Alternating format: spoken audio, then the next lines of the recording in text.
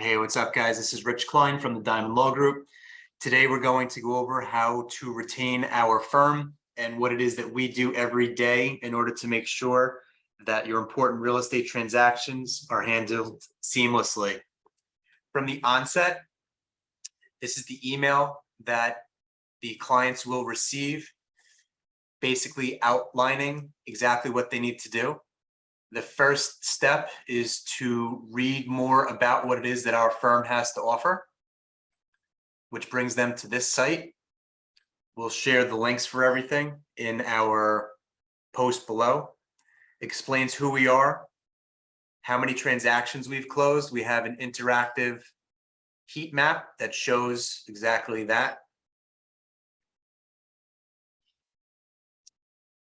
It also then goes on to show all of our staff members so that we can learn a little bit more about them.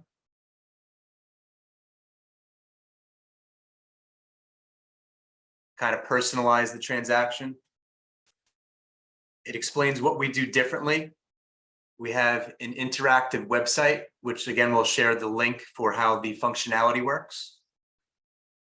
This is a high-tech, sophisticated firm.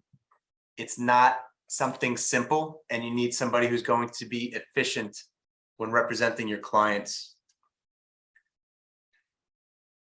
It says when we should be retained, which is honestly as soon as possible, not when there's an accepted offer. There's too much pressure at that time to call somebody from the home inspection. We have multiple locations across Long Island. It's not just some satellite office that an attorney puts on their letterhead that they have nobody there. These are fully staffed offices. It shares all of our organic reviews online. We can't change any of it. As you can see, most of them are in the high 4s, if not perfect. It then shows our retainers, the links for which are right here.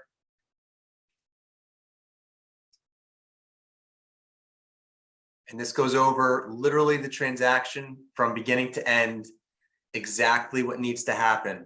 It explains the contract process, title search process, the mortgage, closing, if there's a co-op involved, and everything that they need to know is an easy to understand glossary that they will DocuSign and send back to us. It goes over what our fee is, and every transaction is different, so we'll quote that based upon the amount of time that we anticipate it taking. All right. From this second, we are retained. What we then do is go over our template. So what we have here are boilerplate steps that we have created in order to make sure that the transaction goes as it should. So the first thing we would do is we're going to go with the sale here. Is I'm going to cut and paste this onto my not in contract portion of the list. Just create a file name for this.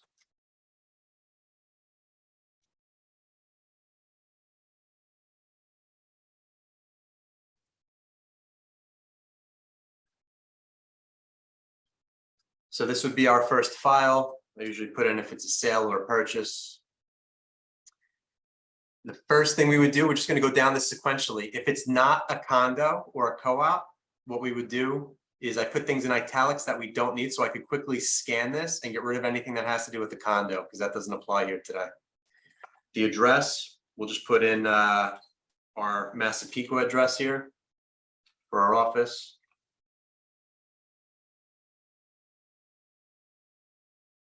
So when we're going through this, anything that's in bold still needs to be addressed. So what we would do then is debold this. If I just sent that out to our client, I would highlight these items in blue. I can't send the retainer. If I knew if they had an accepted offer, let's say they do, I can get rid of this. The home inspection, let's just say that was tomorrow. We would add in that. The next day, every day, we would review our not in contract files. It's easy for me to scan this file and see what I need to follow up with via email. Let's just say the client's DocuSigned and made our payment for half of our legal fee up front, which is 100% refundable up until the parties actually execute the contract. What we would then do is send a post retainer email updating them as to the next steps. all right? Later on, after that is sent, we would again get rid of that. We would follow up with the home inspection. Let's just presume it's okay. Get rid of these question marks.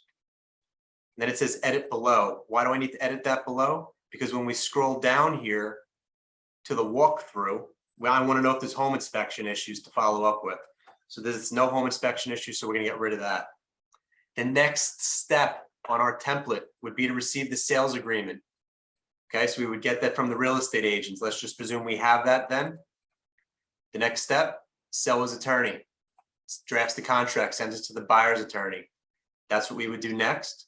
We have an interactive website which would allow us to handle all of that.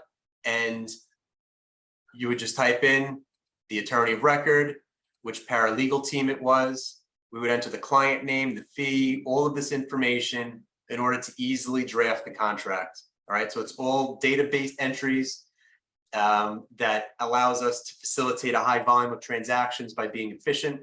It also allows you as the real estate agent or real estate professional, as well as your clients, to receive instant notifications as to when certain milestones are achieved.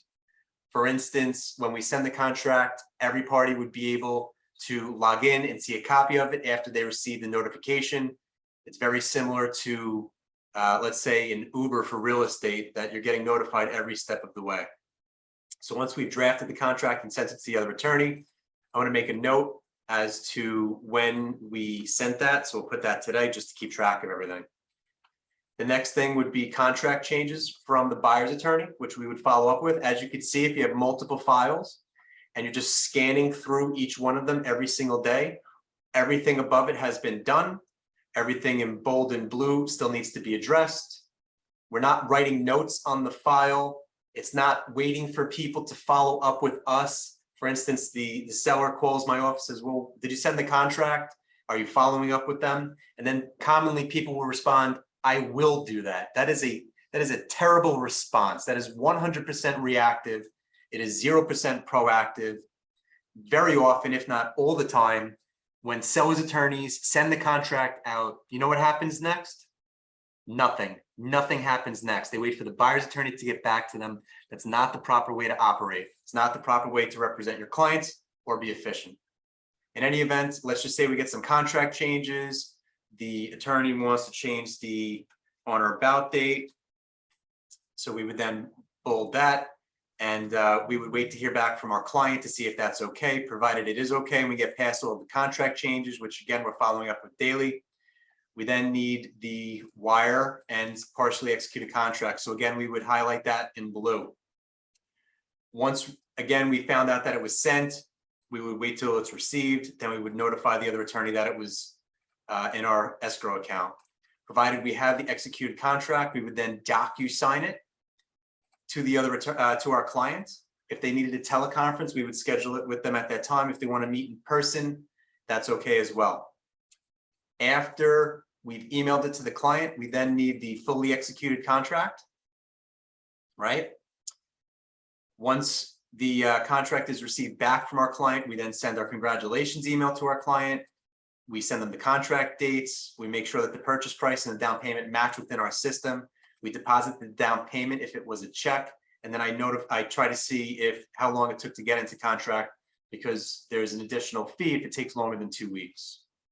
Once we, as part of this entering the contract dates, we would then enter in the mortgage dates. So we'll just put this as a month from now. That's generally the case. We would then add to the very top, I would add on or about, and we'll just say 10-1. And then I would go like this. The title, I would put in the date that we are in contract. Okay. So once you get into this point, it's there's a lull in the transaction, right? We would then take this file, now that we are at a not in contract, and just move it right on up to in contract. So our not in contract files get followed up with literally every single day, twice a day. Emails go out in the morning. We then have a calendaring system that we will see if anyone got back to us by 1 p.m. If not by 1 p.m., then we also call to follow up, just because you sometimes need multiple ways of communication in order to ensure that it's being followed up with properly. All right, so not in contract gets followed up with every day. In contract gets followed up with once a week. Every single file gets touched once a week, even if there is no news. So for instance, for this client, if we were following up with them after you're in contract the following week, we'd say friendly reminder, the on or about is 10/1. That gives either party the right to close up until 11/1 approximately. The buyer needs their mortgage commitment before 9/19, and title we should have by the same exact time frame. And we would continue to look at this to make sure that all of our dates are correct. So if I want to follow the on or about dates to make sure that they are within where they're supposed to be, all I need to do is type it on or. If I want to check the mortgage dates, all I need to do is type in the word mortgage, and I can quickly search all of them. Same thing with title, right? If I type in title, it'll take me right to here, and I could literally search. If I had multiple files, what I would do is, if let's just presume this is another file and I wanted to go through all of the on or about dates, because we review every single file every single week. Just type in on or about, that's 10/1, that's okay. And then I hit it again, it goes down to 10/1, it's the same thing, and we're okay. Let's just presume that this file is taking longer than it should. What we would then do is move it up to what we refer to as the past on or about, and that gets followed up with twice a week because it's in such close proximity of the closing date, the latest closing date. So we want to make sure that the file gets hit even more. So let's just presume then that the mortgage is being received, all right, before the date. So we would get rid of that. We have the commitment. We would then follow up regarding the appraisal and the clear to close. So in our weekly follow-up, instead of telling them the date, now we can tell them the appraisal, clear to close, or what outstanding. We still need title. The following week, let's say we get all of these things, that's done. The title, if we receive the confirmation from the buyer's title company, that would be it. Let's say we have it, we would instantly draft the transfer documents. It's so obvious when sellers' attorneys just draft their transfer documents, sometimes the day of closing. It's not the way it's supposed to be done. Sometimes there's different types of transfer documents, Akers for New York City or Peconic for out east. So we would draft that as well. We would note how many loans there are from the client and request a statement and their social security number, so that way we can order the payoff as soon as possible. When you hear sellers' attorneys say that the closing is being delayed because they don't have the payoff, that's inexcusable. They should have everything up front. It should be ordered as soon as possible, and that way you could avoid any delay. Some payoffs do take more than just a second for whatever reason. All right. So let's say we have that, the CO and housing building searches we have, and if there's any other exceptions, we would clear that here. All right. Next, for this one, let's just say we have the clear to close. You know, when you're scanning the file real quick, the mortgage is done, title is clear, so we're ready to go. What do? We then move this file up to clear to close and then eventually scheduled. So we would then enter in the closing date.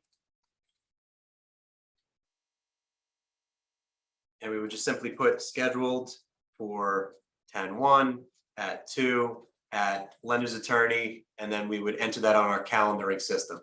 And that way, if I need to look through our scheduled tentative, which we follow up with daily as well, then it's easier to track everything. We put it in chronological order. Before we schedule, we would get our client's preference, our attorney's preference, and hopefully these two items align. It's easier to just write down everything. Every single email that we receive, we literally come back to this list and update it in real time. If you call our office and ask what's happening on any file, all paralegals have their own lists and they can tell you everything that's happening in real time. It's not, we'll get back to you, or let me ask the attorney when he's back from court or she's back from court. Everyone knows what's going on in your file, on your team at the same time. Every single phone call that you receive also must receive an email. So if an attorney calls me and say they want to close on 10/1, a second later, our staff will email them. Pleasure speaking with you, ago. You advise you want to close on 10/1. We advise we will check with our client. We will let you know once we hear back from them. All right. Everything needs to be in writing, unfortunately. We would then add this to our calendar. We'd figure out which one of our attorneys or associates are closing it. We would send our confirmation, calculate the adjustments. We would see if the PCDA applies. Sometimes it does not. for estates and REOs and other types of transactions. We would draft our legal invoice. We need the copy of the title report, make sure the purchase price is correct, make sure the transfer tax is on the correct side, make sure that there is not a satisfaction of mortgage fee if that is included on the payoff. We make sure we have the tax continuation, make sure that the taxes are okay. For instance, in Nassau County, if you're closing in August, you need to add the estimated 10-1 tax, so we need to make sure that that's all correct. Once we have the payoff, we make sure that the last payment, for instance, if you close after the first of the month and the payment was applied, you may be overpaying, so you just want to keep tab of that. You have to make sure the good through date, make sure that it's valid, otherwise you need to add per diem. We need to send it to the title company, as well as the buyer's attorney and the lender's attorney. And again, we need to see if the satisfaction is included, because if not, we need to add that to our title bill. Or if it is included, remove it. We need both agent commissions. This is something that should really be sent from the onset. It's very unfortunate that we have to ask some agents for their commissions multiple times. We're actually not even allowed to pay the commission if it's not on the CD. So it's vital, because the CD requires the commissions to be disclosed at least 72 business hours beforehand, that you have that sent to the attorneys as soon as possible, which can review the transfer documents to make sure that none of the names have changed, as often they do, because the names are dictated by the mortgage and not by the contract and not by the title report. We're going to print everything out. If there's a power of attorney, we need to see if they're out of state. I need title affidavits. I need to send to the title company. I need IDs and social security numbers. If there's a fee, we add it to our worksheet. I need to know how we're getting our client the money. I need to send the client the numbers in advance, and I need to know how we're getting the keys to everybody. Moving on to the seller's attorney's responsibilities, we're going to send the certified check request, copy the lender's attorney. We're going to make sure that our fees are correct, most importantly, right? We're going to pre-cut the down payment. Whenever you see attorneys cutting checks at the closing, it's just totally inefficient. Everything can be done beforehand. I need to make sure that the oil and water meter readings are obtained, if any. The walkthrough, especially if there's post-closing possession, is at least 1 or 2. I already know from above that there's no home inspection issues. The day before the closing, I'm going to email the lender's attorney to make sure that they are prepared. I want to make sure that they have the incoming wire, that they've obtained the required certified funds, that they have the loan documents, and that whether or not they need funding approval. All of those factors will tell me how long the closing will take. Next, if I am not personally closing the transaction, we'll notify the client of that and explain to them who is closing, one of our trusted associates that's in-house. It's not some random per diem person, and it's not some random paralegal who's attending the closing on behalf of our client. I then need to send that person any notes and provide them with the file. That is how we handle every single transaction as part of our template here. Again, we could potentially have hundreds of transactions, and in order to facilitate that volume, you really need to know how to handle everything in an efficient manner. We have other types of templates here. We just did the regular sale. Co-op sale is totally different.